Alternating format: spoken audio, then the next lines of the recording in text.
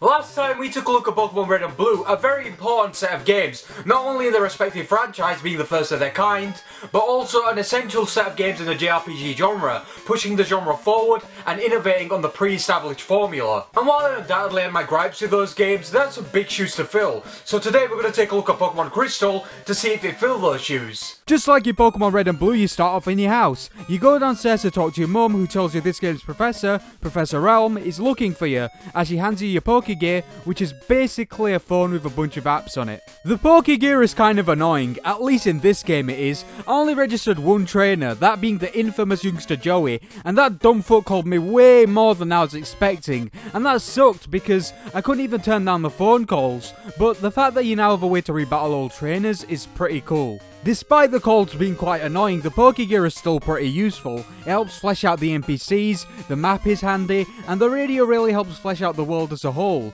and it's probably one of the game's best additions. Speaking of great additions, Crystal introduced us to the first female playable character in the franchise, Chris. Although her story is the exact same as the male protagonist Ethan, so it doesn't really matter who you pick, and this is true for every subsequent female protagonist too. Side note, I thought Ethan's name was Gold in these games and that he was a completely different character to Ethan in the remakes, but I guess I was wrong. I couldn't have been the only person to think that though, right? Regardless, getting back to the story, once you leave your house and go next door, you notice a redhead peering inside, and when you try to talk to him, he just pushes you away, so you decide to ignore him and just go in and talk to the professor. Elm needs you to run an errand, that errand being picking up a Pokemon egg from Mr. Pokemon who lives just beyond Cherry Grove City, and he decides to give you a Pokemon of your own to aid you on your quest. When you arrive at Mr. Pokemon's house, you receive the egg as well as a Pokedex from Professor Oak, who just so happens to be hanging out there. Just when you're about to head back to Elm's lab, you receive a frantic call from him, where he tells you someone stole a Pokemon, so you head back to his lab in a hurry.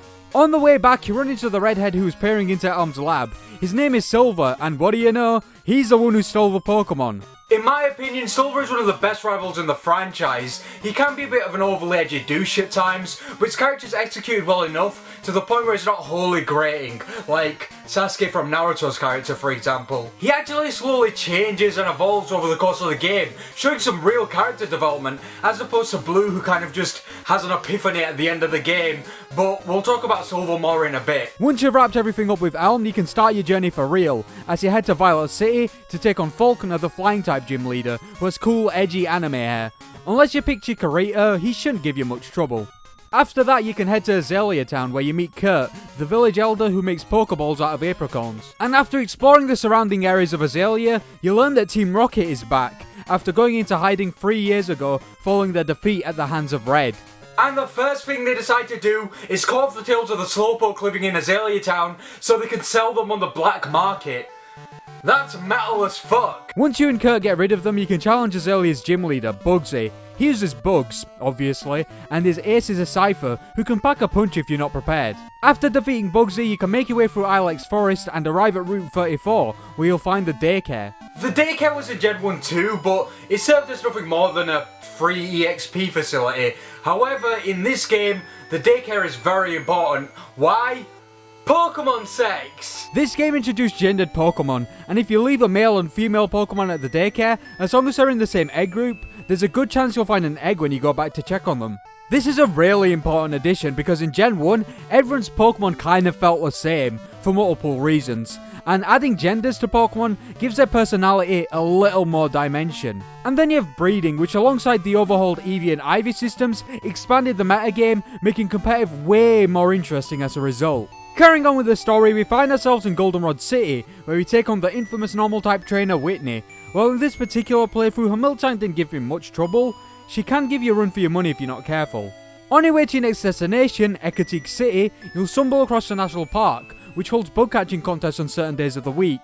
While maybe not as good as the Safari Zone from Red and Blue, it's a fun little distraction with some decent rewards. Regardless, once you reach Ecotike, you'll immediately be hit with a feeling of harmony and tranquility. The calming and nostalgic vibe this city exudes really makes a player want to explore and talk to the townsfolk.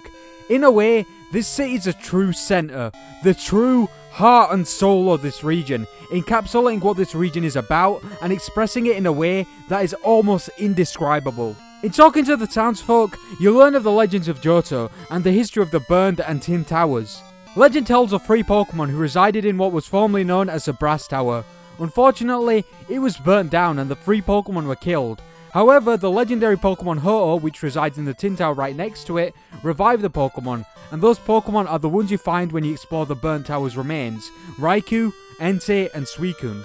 This is the first time a legendary Pokemon has been part of the main plot, and while Game Freak would repeat this trend, almost into self-parody some would argue, this is possibly one of the best instances of this plot device. Ho-Oh, Lugia and the legendary beasts aren't really all that intrusive to the plot, and if anything, they could be considered a footnote in the larger story, which is wild to think about with how much weight legendaries hold in the games going forward. These Pokemon aren't feared or seen as potential tools of war, they're protectors of the land, and are almost treated as deities. And this is why Eugene, a character you meet in the Burnt Tower, is so obsessed with Suicune and its beauty. He wants to learn more about it and see it up close. He marvels at the beast, just like everyone else in Johto. Eventually, you do get a shot at catching all these legendaries, as you did Mewtwo in the last games, but 2 out of the 5, Raikou and Entei, are roaming legendaries. Roaming legendaries are legendaries that you have to find in regular routes, scattered all over the region, and they constantly move around.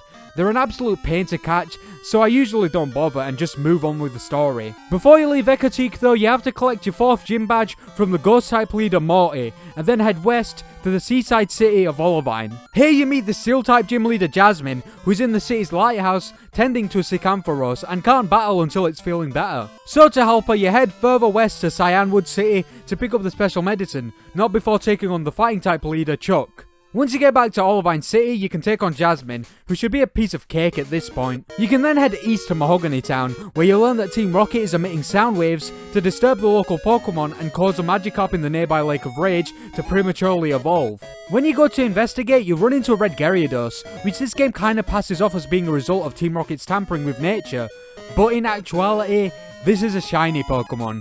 A rare variant of Pokemon you have a 1 in 8,192 chance of finding. There's no real incentive to catching shinies other than bragging rights, but there's a whole subsection of the fandom that's dedicated to catching shinies, so if you're one of those people, you have Gen 2 to thank. Once you defeat or catch a shiny Gyarados, you meet the Dragon Tamer and final Elite Four member from the last game, Lance. He's in Mahogany Town investigating, trying to find out where Team Rocket is hiding.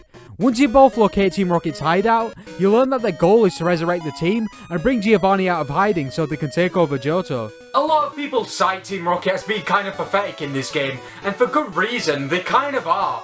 But when people say this like it's purely a bad thing, I feel like a lot of them are missing the point. Sure, Team Rocket is pretty pathetic in Gen 2, and they're not that much better in the remakes, but this is done for a reason. It's done mainly to signify the almost irreversible damage that Red did to their organisation, as well as highlighting the fact that they're nothing without Giovanni. Besides, a whole subplot about Team Rocket's grand and epic comeback wouldn't really work with Johto's homely and calm aesthetic anyway.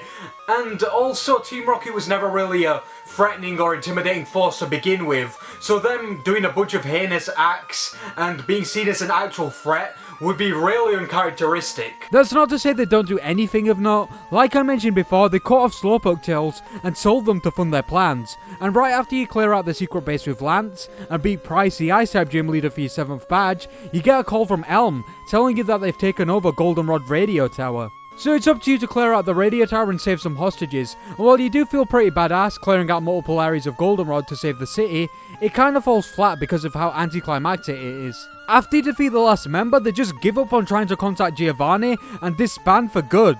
But with all of that out of the way, you can head through the ice path and end up at Blackthorn City, where you fight Claire, the Dragon-type gym leader. And much like Blaine before her, she forces you to do a completely pointless section of the game in order to earn her badge. And while it's nowhere near as bad as the Cinnabar Mansion, it's still annoying having to go into the Dragon's Den and do that stupid quiz. Although if I was to really try and pull a little bit of positivity out of the whole ordeal, I could argue that it gives Claire a little more character and personality. In fact, a lot of the leaders in this game are a step up from their predecessors. While in Gen 1 you might have gotten the odd bit of backstory about a leader, they're essentially a glorified boss. Whereas some of the Johto leaders have lives and interests outside of their jobs, like Morty having an interest in Burnt Tower and Johto, or Jasmine with her caring for Amphi and showing a real care and compassion for the well-being of her city. They feel like real role models for their respective towns and cities, rather than people you can just challenge to get stronger and progress further through the game. But anyway, once you're done at Blackthorn, you can head to the Pokemon League and take on the Elite Four. We have Will, the Psychic-type user, replacing Lorelei, Koga, the former Poison-type gym leader, Bruno, the Fighting-type trainer, and Karen, the Master of Dark-types. While the levels may seem a little low, don't be fooled. This Elite Four can be pretty challenging if your team lacks balance. And once you've beaten all of them, there's only one person left to face, and that's a champion, and it's Lance. Apparently Red is no longer around, so taking his place is a Dragon Tamer himself. And he's also reasonably challenging, but once you've beaten him, you're finally done with your adventure. Psych! We've still got Kanto to go through. This edition serves as a perfect example of how much love was poured into this game. While there's not much I can say about Kanto that I haven't said already, it was a very welcomed addition, even for someone who somewhat loathes Kanto. From what I understand, this was done because Gold, Silver and Crystal were supposed to be the final games in the franchise, and Game Freak thought that Kanto's inclusion would help the game feel like a proper send-off. And in all honesty, it would have been a great send-off. Revisiting Kanto and seeing all of the changes that took place and seeing a lot of familiar faces was great. Getting to fight all of the Kanto gym leaders as well as Red from the first game was an insanely cool addition and tied up the narrative very nicely. While a lot of people complain about Kanto's inclusion, passing it off as nothing more than a boss rush, I still believe there's a lot of merit in its inclusion, especially with the build up to the Red fight. While canonically the battle is undecided and up to interpretation as far as I can tell, assuming Ethan beats Red, the road to victory is absolutely incredible. Throughout the game, no matter what you do, you hear murmurs of Red, a trainer of legend, who despite only being a trainer for 3 years or so, is considered one of the best. When you defeat Team Rocket, you feel like you're only cleaning up the remains of the absolute war that ensued when Red took on Team Rocket. When you become champion and visit Kanto, despite earning just as many badges and accomplishing almost as much, you're still kind of in Red's shadow to a degree. So you have to beat every gym he did and head to Mount Silver to confront him yourself, and ultimately replace him as the world's best trainer. I'm not usually one to apply my own headcanon to games, but if I was to make a comparison to Ethan's journey, I could say it's similar to a monk's journey to enlightenment in a way. I'm not sure why I feel like that's an accurate comparison, but it could be something to do with the game's very Eastern themes. Unlike Kanto with its scientific themes and modernized look, Johto decided to go a completely different direction with themes of tradition, culture and unity. Despite being part of a sequel, Johto feels way more simplistic in comparison to Kanto, but in the best way possible. Everything in Johto feels very stripped down, rustic and almost rural. It has a very homely and nostalgic vibe to it, almost as if you've known everyone in the region your whole life, and this is helped by how tight-knit the region is. Johto is very interconnected with many routes connecting towns and cities to one another, and all ends of Johto lead to the true hub and centre of the region, Ecruteak City. I touched on Ecruteak City before, but its importance to the game cannot be understated. It's possibly the most traditional Japanese an area in a Pokemon game has ever been, and that just helps strengthen the cultural nature of the game, since the lore and mythos is not only the lifeblood of Ecruteak City, but the lifeblood of the whole region. The fact that every town and city in Johto basically connects back to Ecruteak City in some way creates a unity between every square inch of the region and makes the region more cohesive than any other in the entire franchise. You can really tell how much a culture and tradition play a role in the lives of the people of Johto. The legends of Pokemon like Hoto and Lugia are talked about from New Bark Town to Cyanwood, truly exhibiting how important the legends are to these people. It's almost treated as gospel. But places like Sprout Tower and both of the towers in Ecruteak City are just the obvious surface level examples of the rich tradition and culture of Johto. When you dig deeper, you realise things like the lighthouse in Olivine and the Lake of Rage just north of Mahogany are some more nuanced examples of how important tradition and the local culture are to these people. When they're tampered with, it's almost as if time stands still in these towns. Another massive example would be the Slowpoke of Azalea Town. There's no stronger example of unity between human and Pokemon than Azalea Town Slowpoke. Until Team Rocket showed up, the Slowpoke lived peacefully among the denizens of Azalea without a care in the world.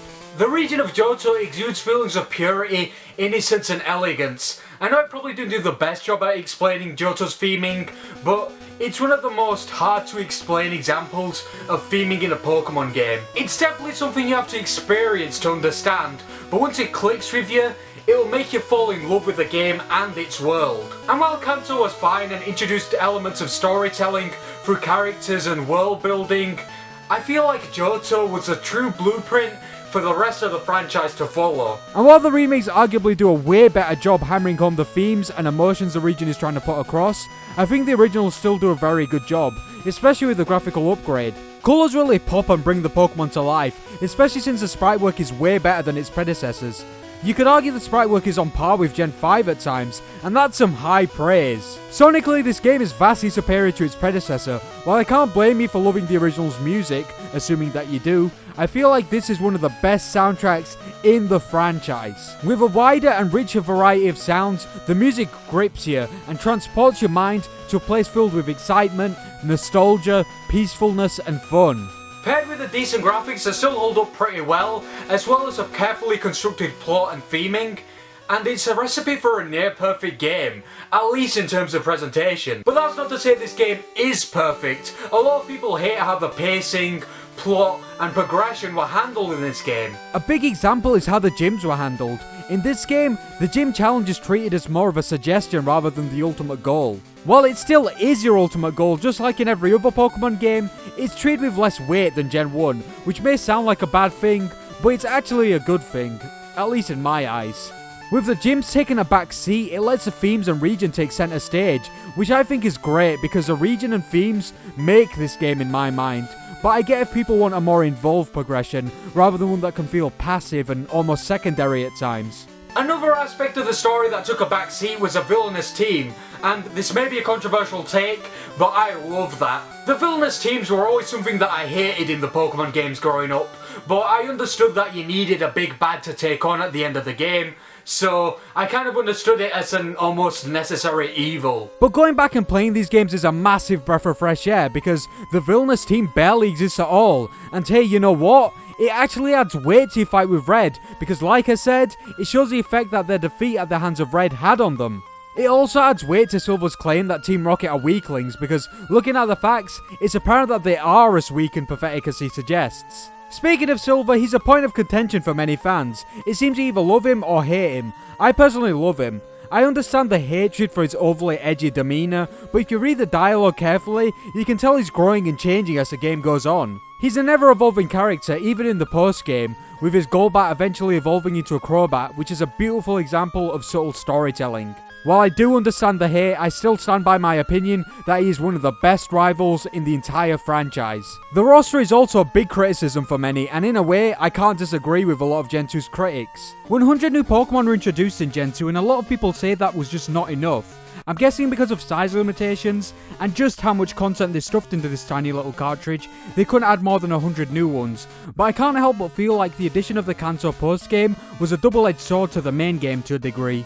If you're a fan of big, mean, scary looking Pokemon, this gen really isn't for you because most of the designs are really cutesy, and it can be hard to build a balanced team when most of the good Pokemon are trade evolutions and the rest are Pokemon like Jumpluff, Dunsparce, Corsola, Stantler, and Unknown.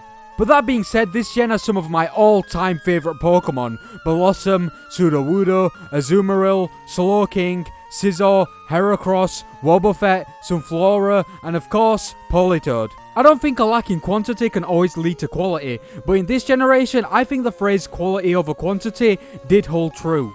And even if you don't necessarily enjoy the roster all too much, the improvements that the game introduced, both big and small, cannot be denied, because they refined the Pokemon formula almost to perfection. One thing I forgot to mention in the Gen 1 review was the fact that the AI was dogshit a lot of the time. Thankfully, it's a lot better here. You will find moments where the AI will slip up, but it's nowhere near as present as it was in Red and Blue. Of course, we have other bigger additions like shinies, genders, breeding, and the new Eevee and Ivy systems, but the biggest and arguably most important one was the addition of two new types, Steel and Dark types. I briefly mentioned in my last review that Psychic types are extremely broken in Gen 1, but truth be told, they could be easily dealt with a strong enough team, but 9 times out of 10 you are basically stopped in your tracks by a brick wall. But with the introduction of these two new types, some much needed balance was added to these games, nerfing the Psychic types and drastically leveling out the playing field. And of course, as mentioned before, there are plenty of smaller additions too. The increased bag limit, bag compartments, the day-night cycle, new moves, and many other small tweaks. Unlike Generation 1, the fact that these games have remakes doesn't detract from them, because unlike Gen 1, these games are a lot more modernised, and frankly, a lot more bearable. While I would always recommend the remakes over these games, there's a lot more fun to be had with these games in comparison to Red, Blue, and Yellow, but that's just my opinion.